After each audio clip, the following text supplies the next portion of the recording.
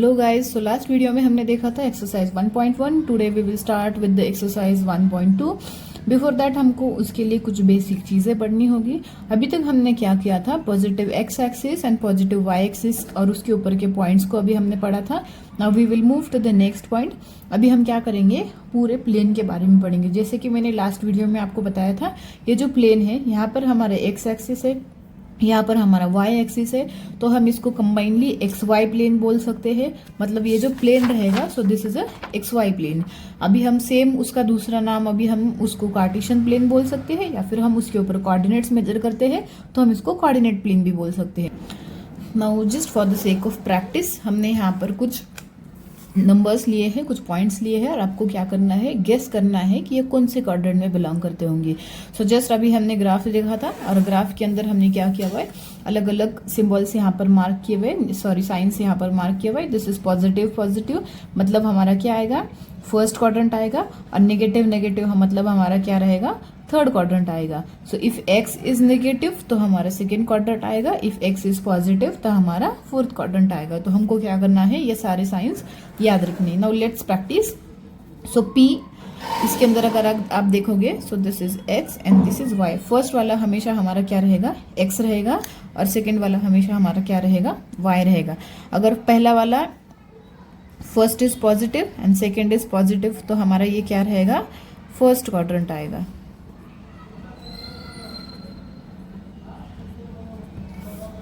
Now second Q point है, Q point हमको दिया हुआ है -5 एंड 3। -5 एक्स इज नेगेटिव, इसका मतलब क्या आएगा, एक्स नेगेटिव कौन से क्वाड्रेंट के बीच में आता है, सेकेंड क्वाड्रेंट और थर्ड क्वाड्रेंट के बीच में एक्स क्या आता है, नेगेटिव आता है। और हमारा वाई क्या है, वाई पॉजिटिव है। वाई अगर पॉजिटिव है इसका मतलब क्या रहेगा, हमारा अपवर्ड वाला क्वाड्रेंट रहेगा। सो हमारा अपवर्ड क्वाड्रेंट कौन सा है, क्वाड्रेंट नंबर 2 है। So if you can see, हमारे Q के जो पॉइंट्स थे वो क्या है, -5 एंड 3 हमको दिया हुआ है। सो अगर हम इसी ग्राफ को इधर एक्सटेंड करेंगे तो हमारे यहाँ पर क्या आ जाएगा, -5 आ जाएगा, और यहाँ पर हमारा 3 आ जाएगा। सो अगर हम इसको यहाँ पर एक्सटेंड करेंगे और इसको इधर यहाँ पर एक्सटेंड करेंगे तो ये हमारा कौन सा पॉइंट आ जाएगा, दिस इज Q -5, 3। तो ये कौन से क्वाड्रेंट में बिलोंग करता है, this is in the quadrant second. So ये हमारा x is negative, y is positive. अगर ऐसा केस है तो ये हमारा क्या रहेगा, सेकेंड क्वाड्रेंट रहेगा। Now next case is r -4 and -3, मतलब दोनों नेगेटिव है, x भी नेगेटिव है और y भी नेगेटिव है। x नेगेटिव मतलब कहाँ पर आएगा, सेकेंड और थर्ड क्वाड्रेंट के बीच में आएगा, और y भी अगर नेगेटिव आता है तो वो कहाँ पर आएगा, डाउनवर्ड साइड आएगा। सो दोनों नेगेटिव नेगेटिव है तो हमारा कौन सा आएगा, थर्ड क्वाड्रेंट आ जाएगा। सो दिस इज माइनस माइनस मतलब नेगेटिव, सो ये हमारा क्या आ जाएगा, थर्ड क्वाड्रेंट आ जाएगा। नाउ लास्ट इज, यहाँ पर हमको क्या दिया हुआ है, x पॉजिटिव दिया हुआ है और y हमको नेगेटिव दिया हुआ है। x पॉजिटिव मतलब कौन सा केस आएगा, अगर x पॉजिटिव है तो आइदर हमारा फर्स्ट क्वाड्रेंट रहेगा, आइदर हमारा फोर्थ क्वाड्रेंट रहेगा। लेकिन फर्स्ट क्वाड्रेंट में x और y दोनों के दोनों पॉजिटिव होते हैं, लेकिन हमारा y क्या है, y हमारा निगेटिव है। हमारे s के कोऑर्डिनेट्स क्या है, 3, -5। सो 3 हम यहाँ से लेंगे और -5 हम यहाँ से लेंगे। सो दिस इज पॉइंट S, ये हमारा जाएगा 3, -5। तो ये कहाँ आ रहा है, ये हमारा आ रहा है फोर्थ क्वाड्रेंट में। So we will write here, ये हमारा पहला वाला पॉजिटिव और y हमारा नेगेटिव, तो ये कहाँ पर जाएगा, हमारा फोर्थ क्वाड्रेंट में जाएगा।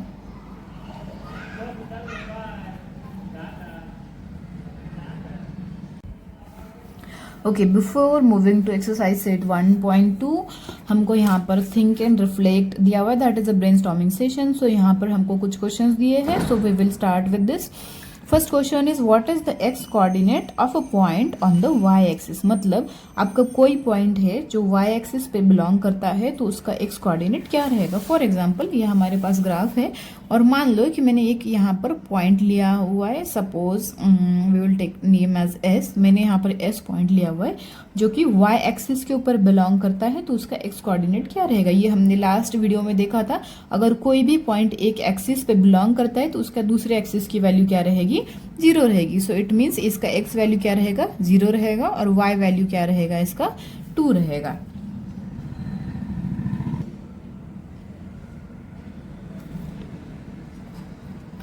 So we will write with this the x coordinate of a point on the y axis will be 0. The x coordinate of a point on the y axis is 0. Now next question is there a similar generalization for a point on the x axis? अभी same उसी का हमको क्या पूछा है, reverse पूछा है। First question में हमको क्या पूछा था कि कोई पॉइंट है वो अगर y एक्सिस पे बिलोंग करता है तो उसका x कोऑर्डिनेट क्या रहेगा। सेम हमको सेकंड में पूछा है, अगर सेम कोई पॉइंट x एक्सिस पे बिलोंग करता है तो y एक्सिस उसका क्या रहेगा। So is there a similar generalization for a point on the x axis? Yes. इसका मतलब क्या है कि अगर कोई पॉइंट x पे बिलोंग करता है तो उसका क्या रहेगा, y कोऑर्डिनेट 0 रहेगा। So yes, there is a similar generalization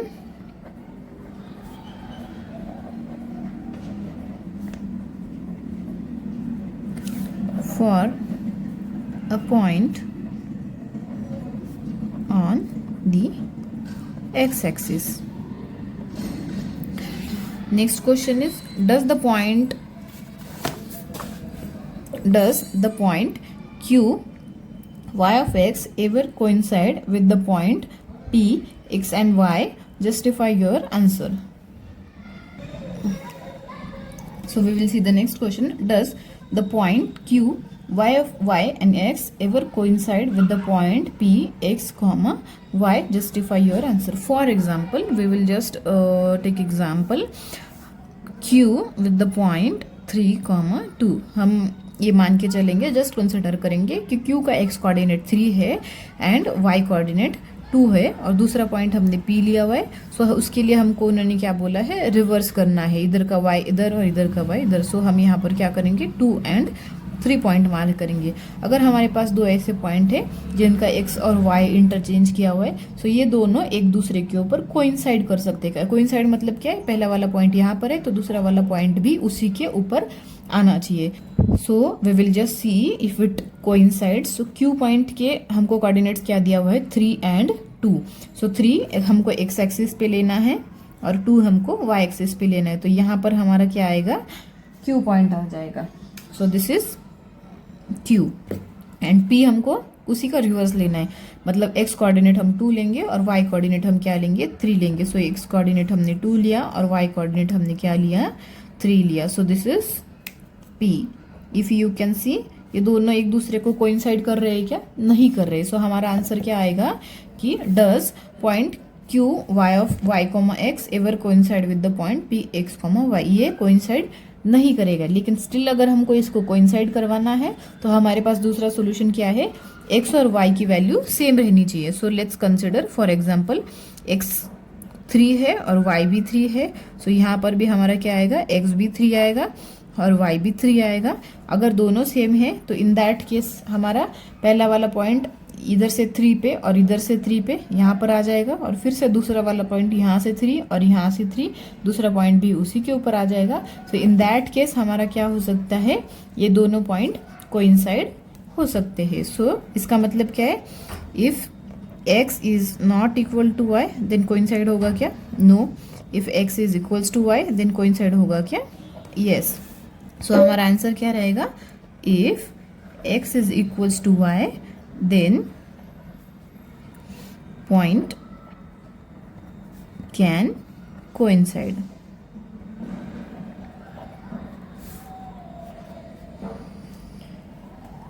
Now the question number 4, same इसी का रिवर्स हमको क्वेश्चन दिया हुआ है। क्वेश्चन नंबर 4 में if x is not equal to y then x comma y is not equal to y comma x, and if x comma y is equals to y comma x, if and only if x equals to y, is this claim true, इसको हमको proof करना है कि ये claim होता है या नहीं होता है. So let's see.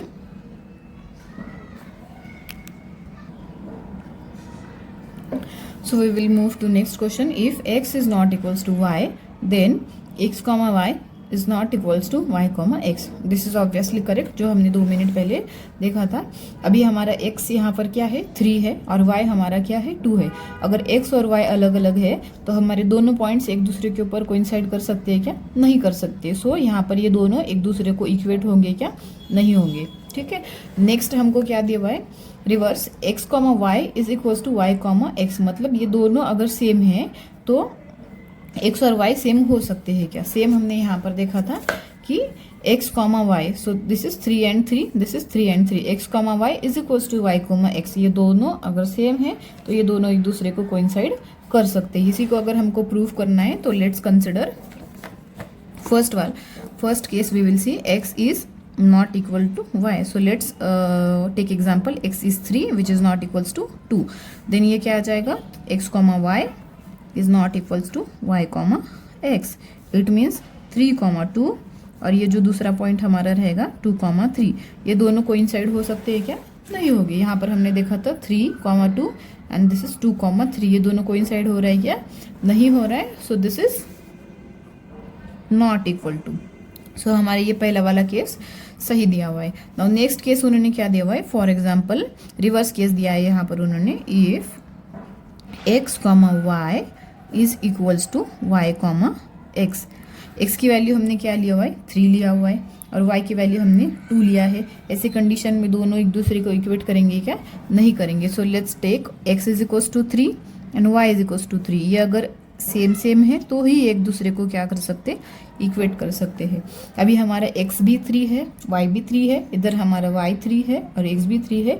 In that condition ये दोनों एक दूसरे को कोइंसाइड कर लेंगे. सो इट मीन्स हमारा x is equals to y. So this 3 is x and this 3 is y. So ये हमारा क्या हो सकता है? x एंड y इक्वेट हो सकता है. तो हमारा क्वेश्चन क्या था कि is this claims true? So answer is yes, both the conditions are true.